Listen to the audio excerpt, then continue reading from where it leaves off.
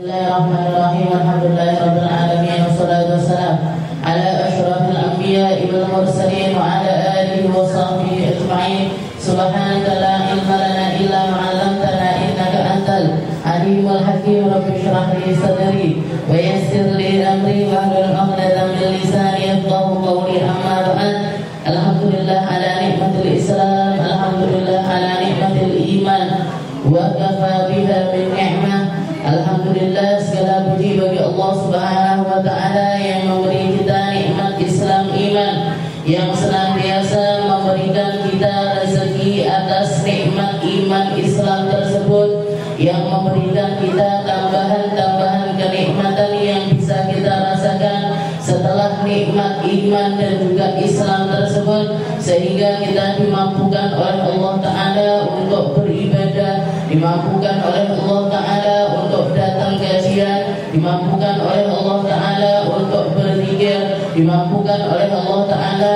untuk membaca Al-Quran, dimampukan oleh Allah Ta'ala untuk mengingat Nabi kita Nabi Muhammad Sallallahu Alaihi Wasallam, mengingat, menceritakan, setelah itu mencintai Nabi kita Nabi Muhammad Sallallahu Alaihi Wasallam. Kita dikasih kesempatan untuk kenal sama Nabi, kita dikasih kesempatan untuk mengerti tentang Nabi, kita dikasih kesempatan untuk mempelajari warisan-warisannya Nabi. Maka ini semuanya adalah kenikmatan di atas kenikmatan yang tidak akan bisa kita tukar dengan apapun juga. La dunya wa ma fiha, gak akan bisa kita tukar dengan dunia dan seisinya sekalipun. Karena nikmat ini adalah nikmat yang Allah Ta'ala karuniakan kepada orang-orang yang dimuliakan sama Allah Ta'ala. Bahkan kita pun juga sebenarnya selalu memintanya dari Allah Ta'ala. Siratal ladzina an'amta 'alaihim ghairil maghdubi 'alaihim waladdallin. Ya Allah, selalulah berikan kami jalan yang lurus, petunjuk untuk berada di jalan yang lurus, jalan yang Engkau perjalankan di atasnya hamba-hamba yang Engkau berikan nikmat dengan kenikmatan-kenikmatan yang agung. Siapa orang-orang yang dapat kenikmatan dengan kenikmatan yang agung? Minan nabiyyina was-siddiqina wasyuhada was-salihin. 4 golongan inilah orang-orang yang dapat kenikmatan dengan kenikmatan yang terbesar dari Allah Subhanahu wa ta'ala.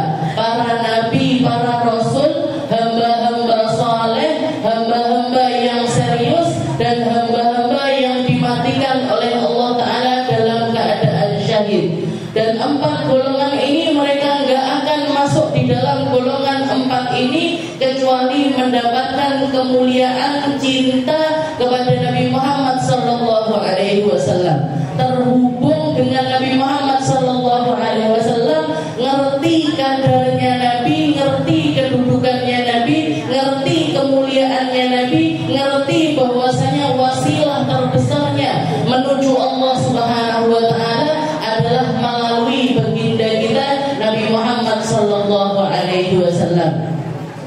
Para nabi-nabinya Allah, para rasul-rasulnya Allah, setiap kali mereka diutus maka ada perjanjian yang harus mereka sepakati, yaitu kalau misalkan mereka dipertemukan dengan Nabi Muhammad Sallallahu Alaihi Wasallam, mereka harus ngambil janji setia untuk mengikuti Rasulullah Sallallahu Alaihi Wasallam. Oleh karena itu, ketika Nabi Muhammad dipertemukan kepada semua nabi, semua rasul di malam Isra Mi'raj, ketika beliau mampir di Masjidil Aqsa, di situ ada kumpulan para nabi, kumpulan para rasul, maka semua nabi, semua rasul, gak ada satupun di antara mereka kecuali bersepakat untuk mengajukan Nabi Muhammad menjadi imam sholat mereka. Gak ada yang berselisih, gak ada yang kamu aja, gak ada yang bisa menyela ketika Rasulullah Sallallahu Alaihi Wasallam yang diajukan oleh malaikat Jibril untuk berdiri menjadi imam sholat para nabi, para rasul. Begitu juga dengan Nabiullah Isa yang dijanjikan oleh Allah Ta'ala akan keluar nanti di akhir zaman. Maka Nabi Isa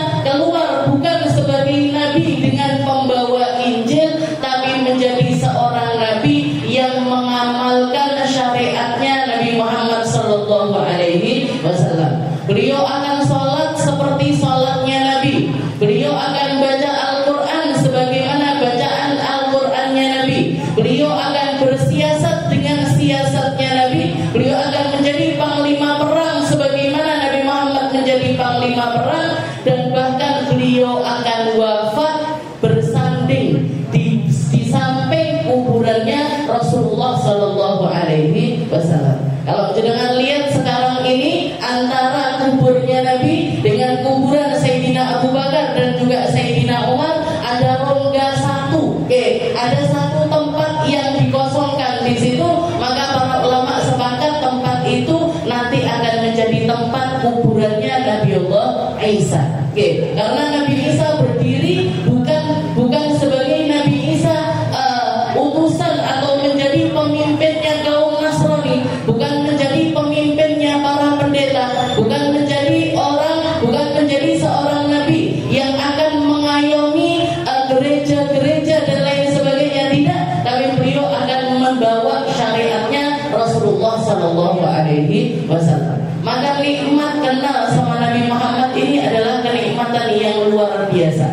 Nikmat ketika kita ngerti tentang Rasulullah Sallallahu Alaihi Wasallam, itu adalah sesuatu yang nggak bisa digantikan dengan apapun juga, sesuatu yang nggak bernilai Bu, sesuatu yang nggak bisa ditakar dengan angka, nggak bisa dinilai dengan nilai, nggak bisa dituliskan dengan tulisan apapun. Makanya kalau jangan baca maulid, jangan baca karangan-karangan para ulama, maka mereka semuanya ketika ngarang, nyeritakan sirahnya Nabi, nyeritakan tentang sejarah hidupnya Nabi, maka selalu mereka katakan ini semuanya bukan sesuatu yang bisa mewakili pribadinya Nabi. Kalau di dalam maulid dia ulama Habib Umar mengatakan walakin tashwiqan, cuman sekedar pengekspresian rasa rindu saja kepada Rasulullah Sallallahu Alaihi Wasallam. Kalau Habib Ali Al-Habsyi mengatakan maulid Simtud Durarnya itu la yazni bi'ushri mi'syari awsafi dzalikal mausuf, katanya beliau. Ini bahkan tidak mewakili 1/10 dari 1/10. Jadi 1%, enggak ada 1% dari apa yang bisa saya ungkapkan tentang pribadinya Rasulullah Sallallahu Alaihi Wasallam. Jadi semuanya hanya sebagai pengekspresian aja. Semuanya hanya menunjukkan rasa syukurnya, rasa gembiranya, rasa senangnya, rasa cintanya karena dianugerahi Nabi Muhammad untuk masuk ke dalam hidupnya, karena dianugerahi Nabi Muhammad untuk mewarnai jalan hidupnya, karena dianugerahi Rasulullah Sallallahu Alaihi Wasallam sebagai pemandunya menuju surganya Allah Subhanahu wa Ta'ala. Mungkin kita juga dapat, mungkin kita juga dimampukan, mungkin kita juga dapat rezeki besar dari pemahamannya, dari pemahaman yang indah tentang Nabi Muhammad Sallallahu Alaihi Wasallam, sebagaimana para ulama kita mendapatkan jatah-jatah yang indah dari rezeki tersebut. Kita teruskan pembahasan kita dari dalam kitab Sulamut Taufiq, karya dari Habib Abdullah bin Husain bin Tahir ila an qala muallif rahimahullahu ta'ala wa nafa'ana bihi wa bi'ulumihi fid dharain amin wa bughdu syaitan wa bughdu dunya wa bughdu ahli al-ma'asi wa mahabbatullah wa mahabbatu kalami wa rasulih was sahabah. Kita kemarin sudah bahas tentang bahayanya hawa nafsu, bahayanya nuruti hawa nafsu, dan bahayanya ridho tentang apapun yang dikatakan oleh hawa nafsu tersebut. Ikuti apapun yang dia ikuti, menjalani apapun yang dia ingin jalani, melakoni apapun yang ingin dia lakukan, maka ini adalah sesuatu yang sangat bahaya sekali. Manusia ini punya batasan, Bu. Manusia punya batasan di dalam berpikir. Manusia punya batasan di dalam apa yang boleh atau enggak boleh dia lakukan. Manusia punya batasan di dalam omongannya, punya batasan di dalam pandangannya, punya batasan di dalam apa yang dia dengarkan, punya batasan di dalam segala aspek kehidupannya. Maka kalau misalkan seseorang ini hidup tanpa batasan, maka dia hidup selayaknya kan bahaim.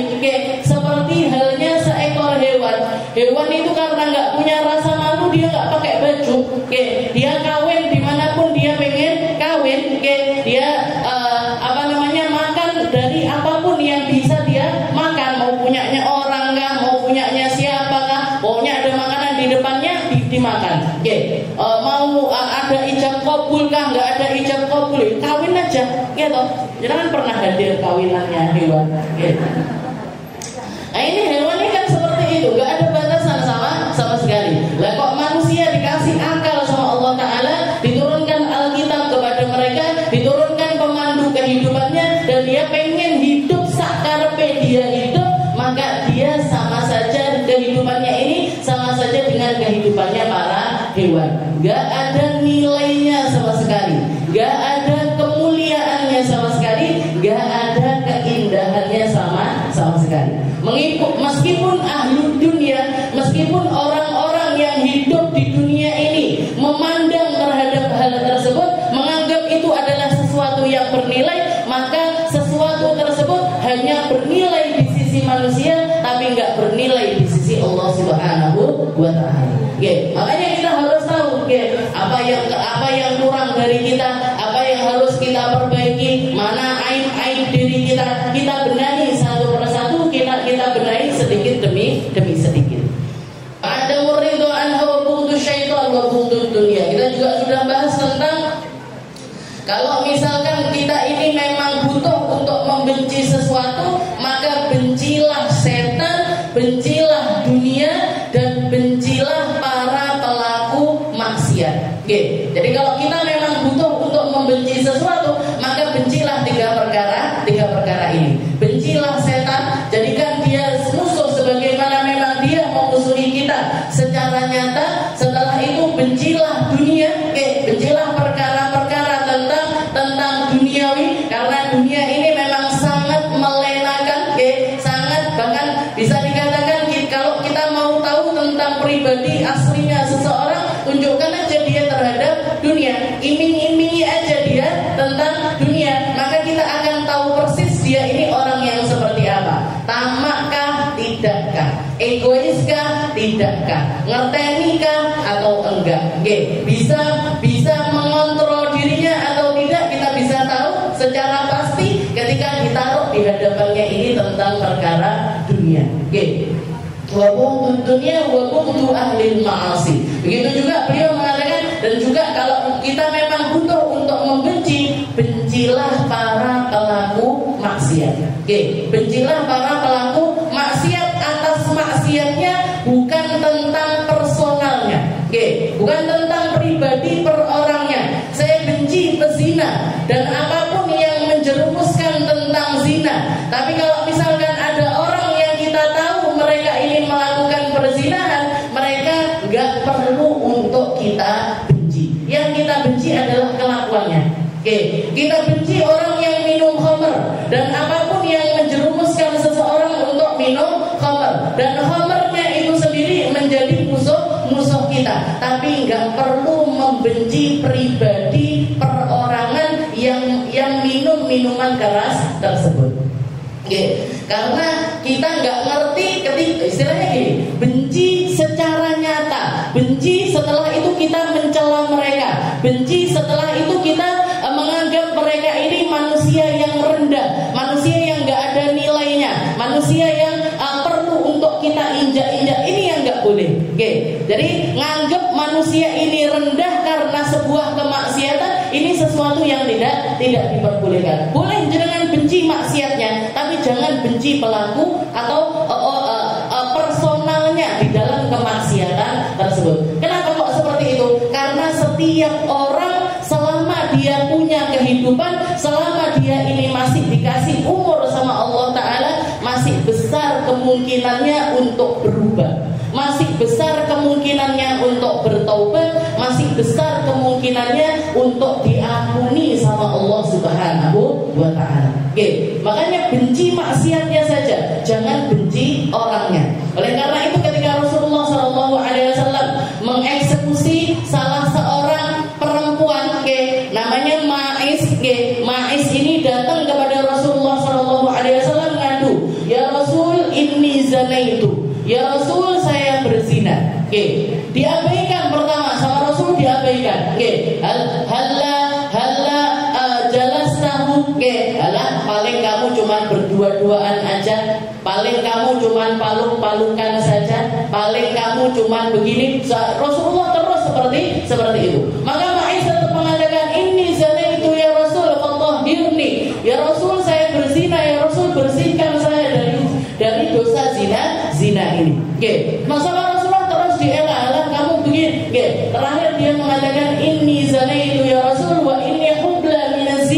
"Ya Rasul, saya berzina, bahkan saya sekarang ini dalam kondisi hamil karena perzinahan tersebut." Oke. Apa yang dikatakan sama Rasul? Rasulullah nggak nanya, "Bu, kamu zina sama siapa? Oke, kapan kejadiannya? Di mana? Berapa kali?" Nggak ditanya sama Rasulullah SAW. Oke, Rasulullah nggak nanyakan itu semuanya. Tapi ketika perempuan ini mengatakan, "Ini hubla minas zina ya Rasul, saya bahkan sampai ke tingkat hamil karena perzinahan tersebut."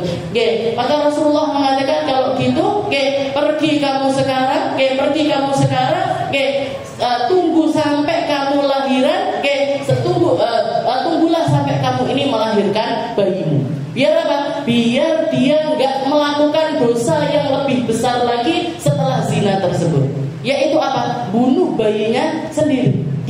Berapa banyak orang zaman sekarang ini dia berzina karena takut, karena dimarahi, karena dikucilkan, karena dianggap rendah, karena dianggap hina dan lain sebagainya. Lalu mereka memilih untuk aborsi, lalu mereka memilih untuk gugurkan kandungannya, yang bahkan gugurkan kandungan ini dosanya lebih besar lagi daripada zina. Kenapa? Karena dia dosanya membunuh. Kalau zina, dia dosanya zina. Zina sama pembunuhan gak bisa dibandingkan, Bu, takaran dosanya. Jauh lebih besar dosanya membunuh.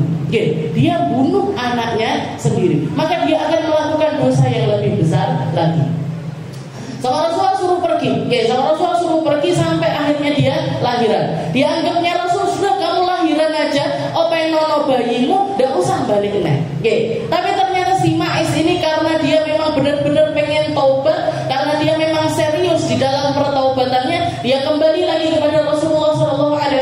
"Ya Rasul, sekarang ini saya sudah lahiran, bayi masih berapa hari?" Langsung dibawa kepada Rasulullah SAW. Katanya Nabi Muhammad, "Oh, sudah lahiran kamu. Kalau gitu sekarang kamu pergi, tunggu sampai dia selesai kamu susui, haulain kamilain, 2 tahun genap. Sampai kamu selesai nyusui." Dibawa pergi lagi sama Ma'is. Jawab, keinginannya Rasul, "Kamu pergi aja, gak usah kembali lagi, openono anakmu." Tapi ternyata setelah 2 tahun, dibawa lagi bayinya, dan bayi itu sekarang sudah bawa biskuit. Maksudnya tandanya dia sudah bisa makan, sudah bisa mengkonsumsi sesuatu yang lain. Setelah 2 tahun dibawa sama Rasul, "Ya Rasul, tohhirni. Ya Rasul, saya ini butuh untuk dibersihkan dari dosa zina saya." Maka Rasulullah ngambil bayinya dan gak bisa ngapa-ngapain lagi karena dia sudah berulang kali mengatakan ikrar atas zinanya, mengikrarkan atas dosa tersebut. Maka gak ada jalan kecuali Rasulullah benar-benar mengeksekusi perempuan tersebut. Rasulullah nawarkan, di antara para sahabat, siapa di antara kalian yang mau ngopeni bayinya si Ma'is ini? Tadi ada salah satu sahabat yang ngambil, diadopsi, diberikan kepada laki-laki tersebut. Maka si Ma'is ini tadi dieksekusi. Dan zaman itu hukumannya rajam, Bu. Dirajam. Jadi si Ma'is ini ditenggelamkan badannya sampai ke sini, sampai ke pundaknya. Pundaknya ke atas ini masih kelihatan. Setelah itu ditutup bagian kepalanya. Para sahabat disuruh melempari. Jadi Rasulullah mengumpulkan para sahabat seluruh Madinah untuk datang bawa batu-batuan. Nggak boleh kecil sekali, nggak boleh besar sekali. Kalau kecil sekali itu akan sangat menyakitkan, terlalu lama di dalam eksekusinya. Kalau besar sekali itu nanti akan sekali hantam, dia akan langsung mati. Karena memang zina ini butuhnya efek jerah. Maka para sahabat bawa semuanya dengan batu-batuan tersebut. Dilempar. Maka dikatakan ada salah satu sahabat yang berdiri di samping Nabi. Waktu itu ketika dia melemparkan batunya, pas kena pembuluh darah di kepalanya, muncrat darah dari kepalanya, kena bajunya si laki-laki tersebut. Dan dia seakan-akan menganggap ini darah bezina. Jadi nganggap hina darah dari perempuan tersebut. Ghadaban Nabi, dikatakan waktu Rasulullah dengar kalimat yang semacam itu, Rasulullah langsung marah dan mengatakan, "Halla araftaha? Apa kamu enggak kenal siapa dia?" "Enggak kenal ya Rasul, siapa dia?" "Innaha la imra'atun." Dia adalah seorang perempuan. Zana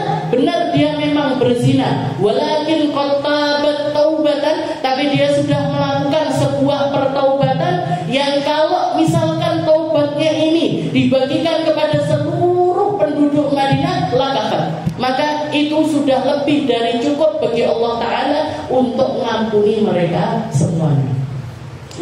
Jadi seperti itu caranya Nabi Muhammad memandang para ahli maksiat. Gak benci sama maksiatnya, nyalahkan maksiatnya, tidak membenarkan maksiat tersebut, menyayangkan kalau itu sampai dilakukan sama orang beriman. Tapi merendahkan orang juga adalah sebuah kemaksiatan yang gak kalah keji dari maksiat itu sendiri.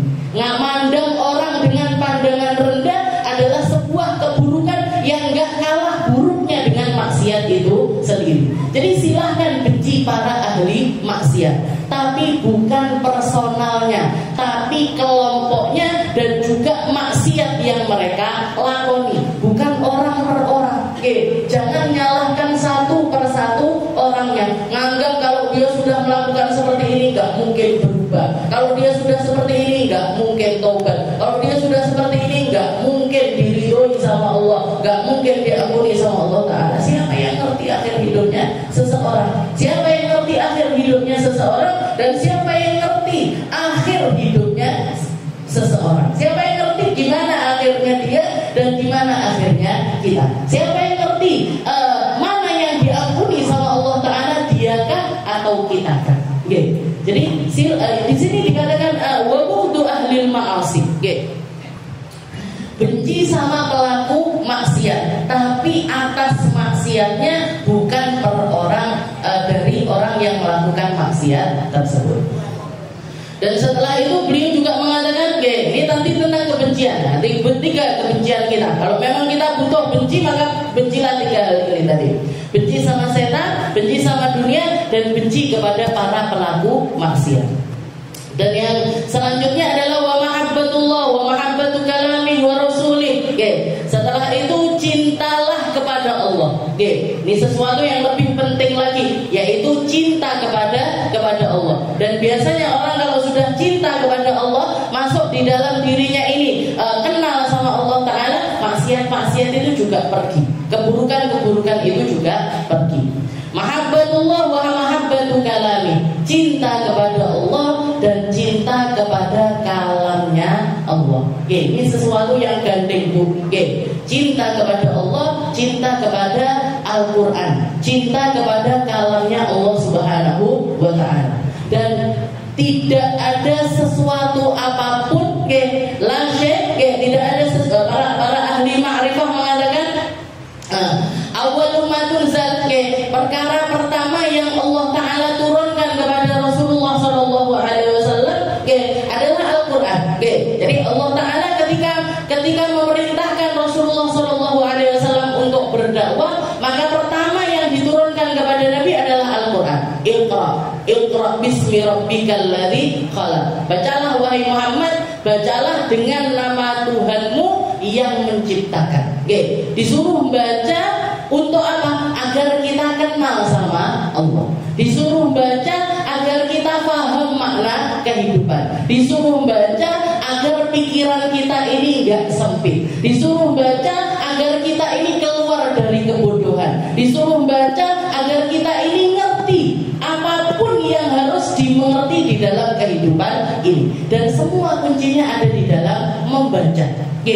Dan Rasulullah sallallahu alaihi wasallam, padahal Nabi Muhammad seperti yang kita tahu, nggak bisa baca, nggak bisa nulis, nggak bisa baca, nggak bisa nulis. Bahkan para ulama mengatakan Nabi Muhammad itu bukan cuma nggak bisa baca, nggak bisa nulis, nggak mungkin bisa baca, nggak mungkin bisa nulis. Tapi pertama kali yang diperintahkan kepada Nabi, Iqra, bacalah wahai Muhammad. Kenapa kok seperti itu? Karena Nabi Muhammad yang dengan pribadinya nggak bisa baca, nggak bisa nulis, ini justru menguatkan kalau Al-Quran ini nggak mungkin dikarang sama Nabi. Masa ada orang ngarang sesuatu nggak bisa baca, nggak bisa nulis? Misalkan saya bilang, Bu, saya ini nggak bisa baca, nggak bisa nulis, tapi saya punya buku, saya punya karangan, saya punya, nggak mungkin. Maka jadi pribadinya Nabi yang nggak bisa baca, nggak bisa nulis ini justru malah menguatkan pribadinya beliau sebagai seorang Nabi dan juga seorang Rasul. Tapi untuk umatnya ini adalah sebuah kelemahan. Nggak bisa baca, nggak bisa nulis, itu adalah sesuatu yang lemah atau sesuatu yang kurang. Makanya dimotivasi sama Allah Ta'ala, Iqra, bacalah, Iqra bismi rabbika, 2 kali, Iqra bismi rabbikal ladzi khalaq, khalaqal insana min 'alaq, Iqra wa rabbukal akram, bacalah dengan nama Tuhanmu yang maha mulia. Disuruh baca terus kita, dan ulang-ulangilah membaca, karena di dalam pembacaan tersebut kamu ketika membaca, apalagi kalau yang kamu baca adalah Al-Quran, yang kamu baca adalah Al-Quran. Al-Quran ini adalah dakwah utamanya para nabi, dakwah utamanya Nabi Muhammad SAW, atau jalan utamanya Nabi untuk sesuatu yang pertama kali disiarkan sama Rasulullah SAW, ini Al-Quran. Wasilahnya umat untuk apa? Wasilahnya umat untuk kenal siapa Tuhannya. Wasilahnya umat untuk kenal siapa penciptanya. Wasilahnya umat untuk ngerti gimana caranya menjalani kehidupan. Jadi ini mod atau istilahnya bahan. Kalau sekarang saya misalkan ngaji Shulamut Taufik. Shulamut Taufik ini cabangnya dari Al-Quran.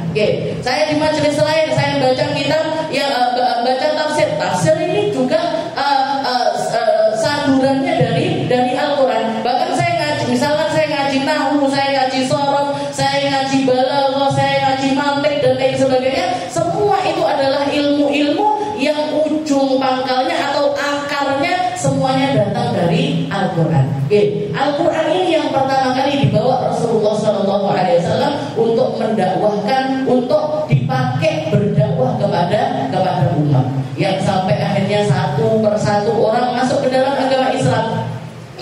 Sayyidah Khadijatul Kubra masuk Islam, Sayyidina Abu Bakar masuk Islam, Sayyidina Bilal bin Rabah masuk Islam, Sayyidina Ali bin Abi Thalib masuk Islam. Satu persatu orang masuk Islam, karena semuanya ketika membaca Al-Quran mereka paham betul bahwa ini bukan sesuatu yang datang dari manusia, tapi ini adalah sesuatu yang datang dari Tuhannya manusia.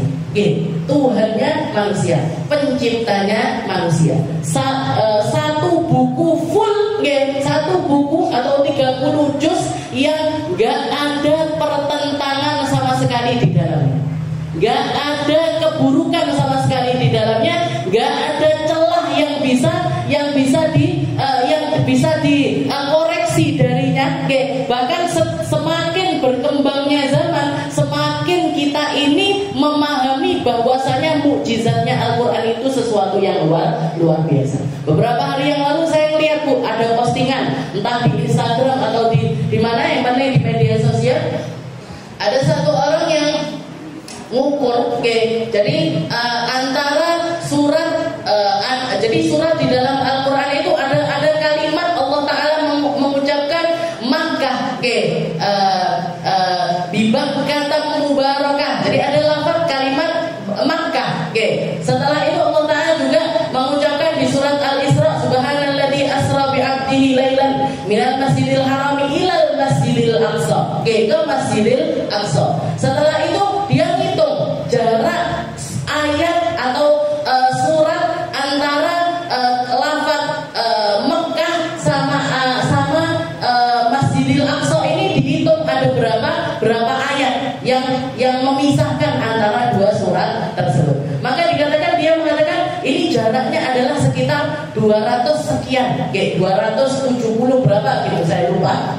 Setelah itu dia buka Google Map, tahu Google Map.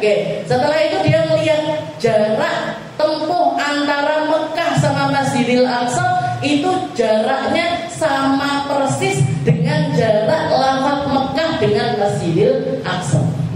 Siapa yang bisa bikin kayak gitu, Bu? Google Map zamannya Rasulullah sudah pasti gak ada. Kok Google Map? Kok Google Map dadaan? HP aja gak ada.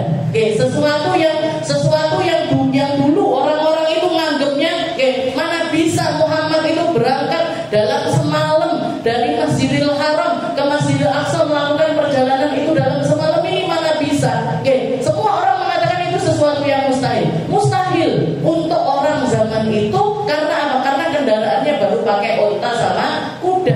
Lah kalau zaman sekarang saya bilang, Bu, pagi ini saya di Tulungagung, nanti sore insya Allah saya di Palestina, mungkin apa betul? Mungkin, mungkin. Kalau pulang dari sini saya berangkat ke Surabaya, habis itu langsung terbang ke Palestina, bisa dalam sehari. Besoknya langsung pulang lagi. Sesuatu yang sangat mungkin sekali. Jadi sesuatu yang dulu nggak masuk akal sekarang masuk akal. Dulu Sayyidina Abu Bakar ketika orang-orang kafir Quraisy setelah Rasulullah melakukan Isra Mi'raj, Rasulullah menceritakan kepada para orang-orang Mekah, banyak di antara mereka yang sudah masuk Islam ini murtad kembali. Dan banyak di antara mereka yang mendatangi Sayyidina Abu Bakar dan mereka mengatakan, ya Abu Bakrin, apa kamu percaya sama seseorang yang mengatakan hal yang semacam ini? Katanya Sayyidina Abu Bakar, saya percaya. Selama dia yang mengucapkannya, selama Muhammad yang mengucapkannya, saya percaya 100%. Kok bisa seperti itu? Lawang saya ini loh setiap hari percaya. Kalau misalkan ada ayat yang turun dari langit ketujuh kepada Rasulullah, kepada Muhammad SAW, setiap harinya saya mempercaya itu. Lalu apa?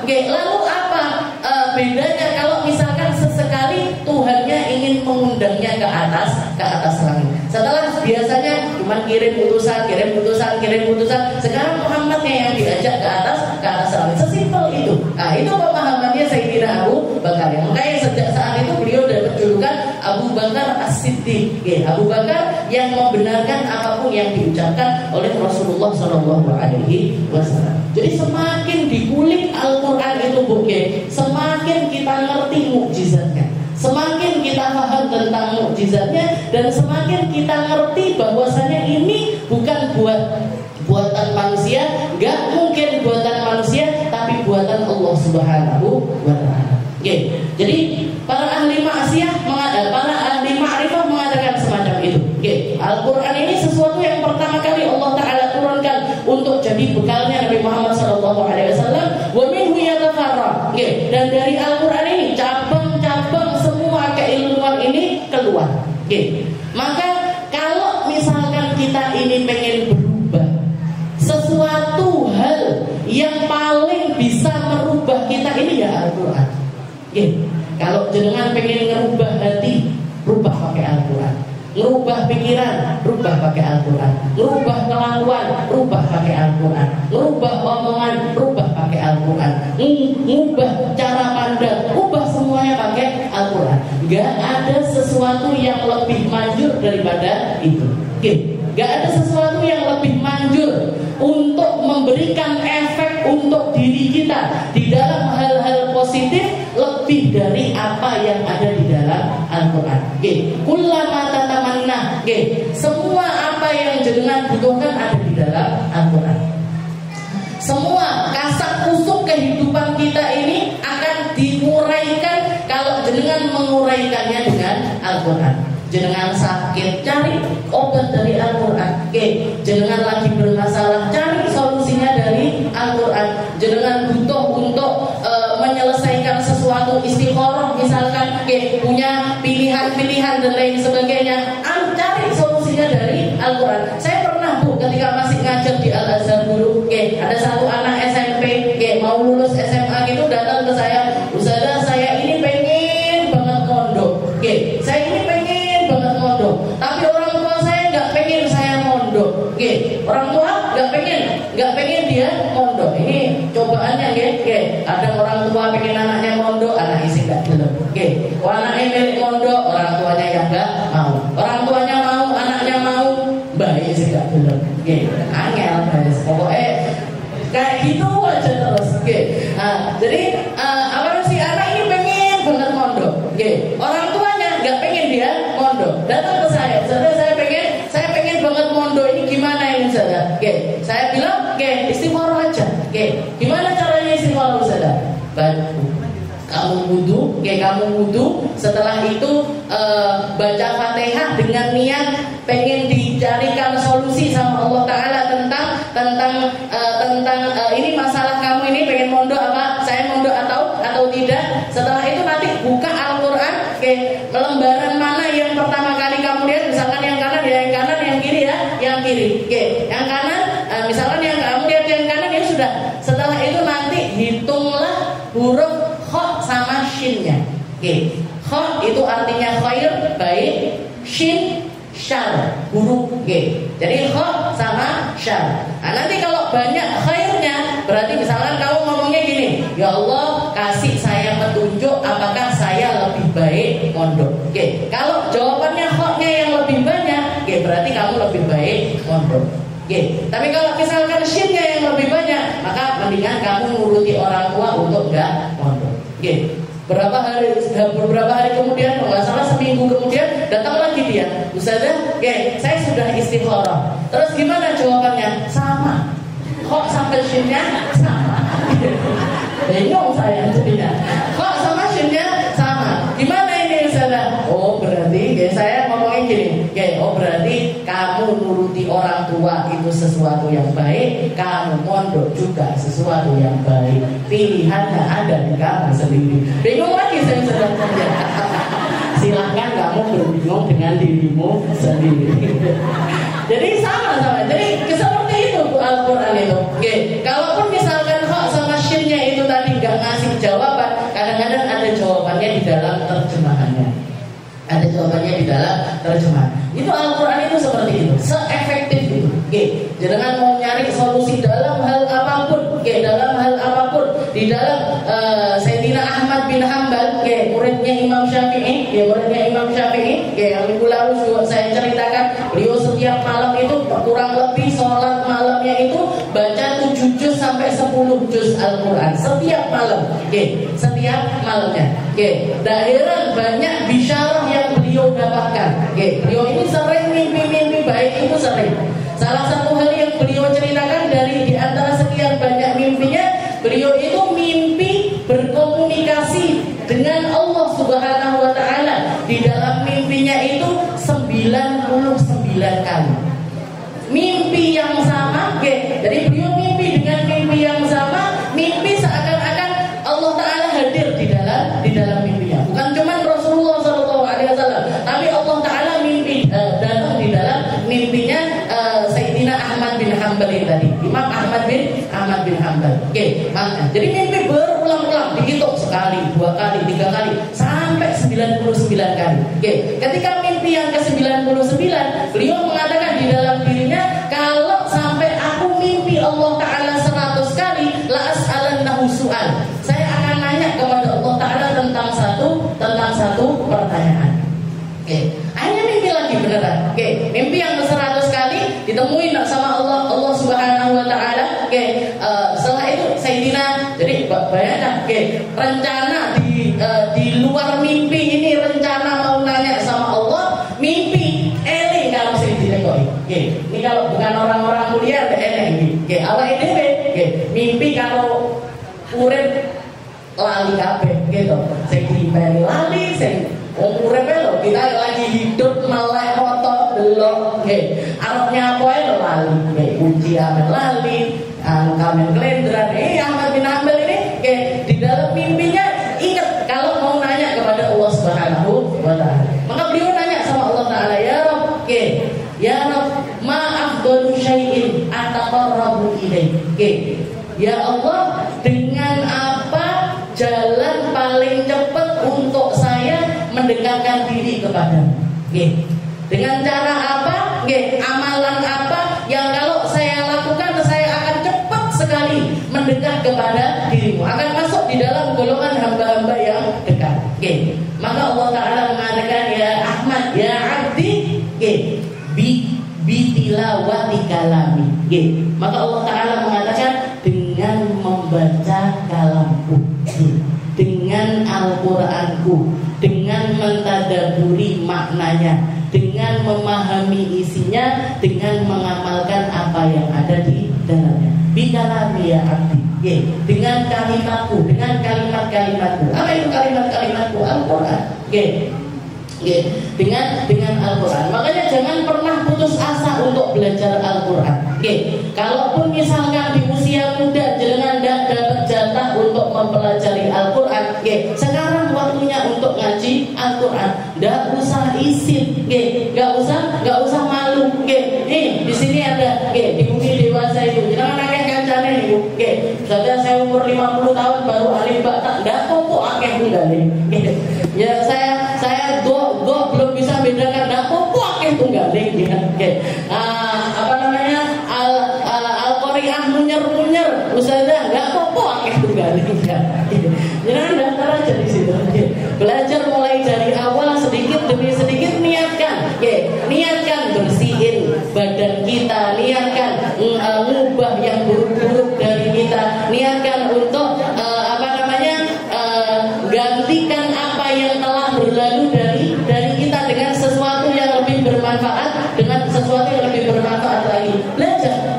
Kalau memang porsi kita bukan menjadi penghafal Al-Quran, maka jadilah pembaca Al-Quran.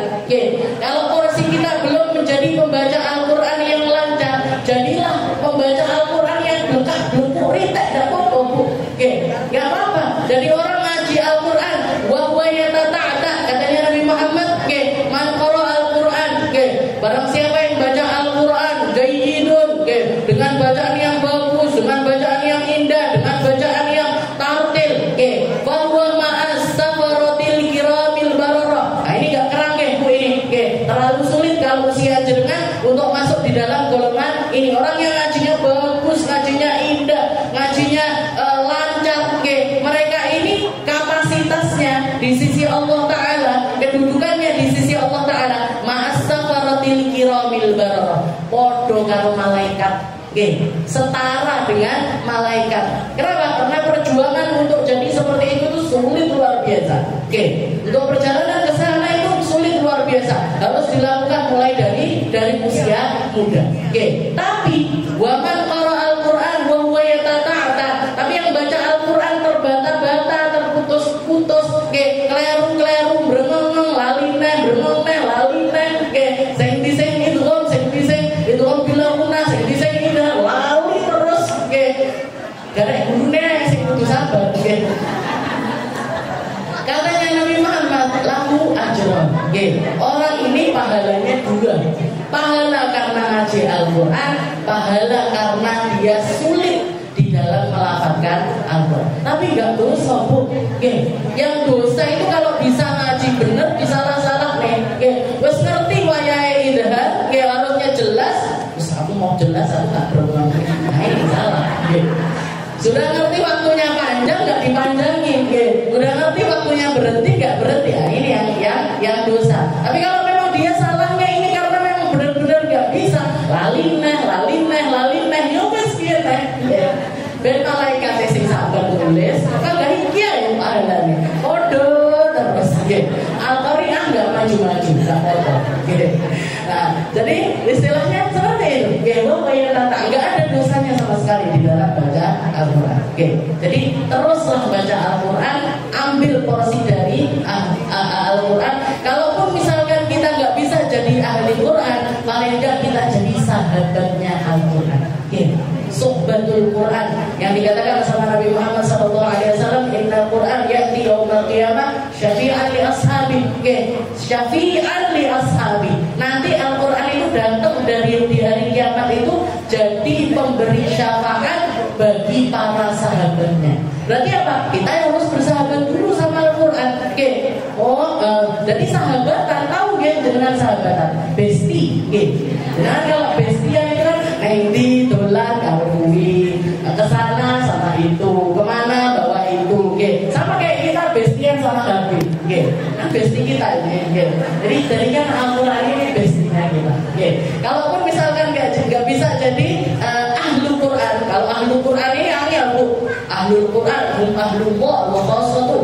Orang ahli Quran itu untuk ahlinya Allah, keluarganya Allah, dan yang paling dekat sama Allah. Siapa mereka? Orang-orang yang paham Al-Quran, ngerti Al-Quran, hafal Al-Quran, paham tentang makna-maknanya Al-Quran, dan mengamalkan tentang isinya Al-Quran.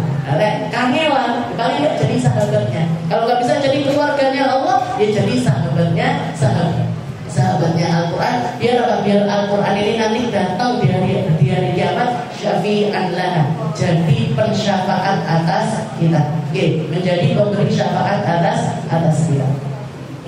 Ketika ada salah seorang yang rutin sekali ngaji, dia itu rutin sekali ngaji, istilahnya sering sekali ngaji. Bahkan sampai di akhir hayatnya ketika mau meninggal dunia ini Bu, ayat terakhir yang beliau baca ini, beliau mengatakan ini idzal fi dhalalin mubin, belum meninggal. Okay. Ini idzal fi dhalalin mubin. Jangan mungkin dengarkan Oke. Kalau orang Arab begitu begitu yang keluar adalah kalimat ini idzal fi dhalalin mubin, yang terlintas itu artinya seperti ini. Sesungguhnya aku ada di dalam kesesatan yang nyata. Oke, sesungguhnya aku ada di dalam kesesatan yang nyata. Habis itu dia meninggal. Orang-orang banyak yang menyayangkan, yo wong kuwi ahli Quran, senengane maca Al-Qur'an, bacaan Al-Qur'annya banyak, kok ayat yang terakhir yang dibaca kok itu. Kok mau meninggal kok ayat yang dibaca adalah itu. Kalimat yang seakan-akan menunjukkan kalau dia ini ada di tempat yang enggak baik. Ini idzal fi dhalalin mubin. Maka salah seorang yang ngomong seperti itu dimimpiin orang yang meninggal ini tadi. Orang yang meninggal ini datang ke mimpinya orang tersebut. Setelah itu ditanya, "Kaifa haluk?" Gimana keadaanmu di alam kubur? Maka dia mengatakan, "Oh, saya di dalam kenikmatan yang luar biasa. Saya ada di dalam surganya Allah Ta'ala. Saya ada di dalam taman-taman surganya Allah Ta'ala."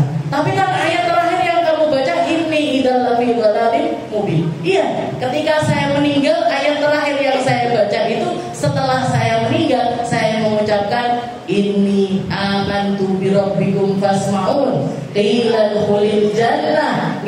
Ini saya beriman kepada Allah Ta'ala, maka dengarkanlah wahai orang-orang yang mendengarkan. Gimana? Ini adalah fi dhalalin mubin, inni amantu bi rabbikum fasma'un qila dukhulil jannah. Tuhanku bahkan mengucapkan kepadaku, silahkan masuk ke dalam surga. Jadi ayat Al-Quran dia sengelek Bu. Pokoknya jangan ngasih nama anaknya sembarangan dari Al-Quran. Oh, ya toh syaitonir rajim. Ya harus di musyrikin, ya jangan musyrikin, jangan gitu ya. Jangan ya Dek ya. Jadi wa mahabbatullah wa mahabbatu kalamih wa rasulih. Cinta kepada Allah, cinta kepada kalamnya Allah, cinta kepada Rasulullah sallallahu alaihi wasallam. Insyaallah nanti kita lanjutkan di pertemuan selanjutnya tentang bab